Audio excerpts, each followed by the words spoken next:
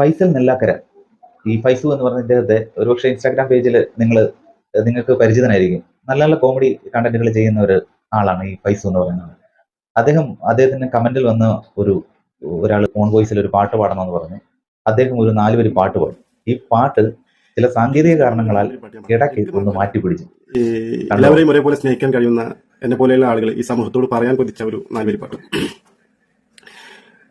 അന്നെനിക്കെന്റെ കണ്ണിൽ എന്റെ ഭാര്യ മാത്രമാണ് ലോകത്തിൽ വച്ചേറ്റവും വലിയ സുന്ദരി.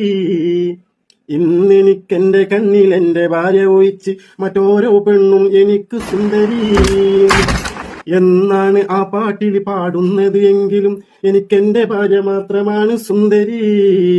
എന്തൊക്കെ വന്നാലും എത്ര കാലം കഴിഞ്ഞാലും ഇജ്ജ് മാത്രമാണ് എന്റെ സുന്ദരി. സുന്ദരി പറ്റുമല്ലോ ആ സാഹചര്യം.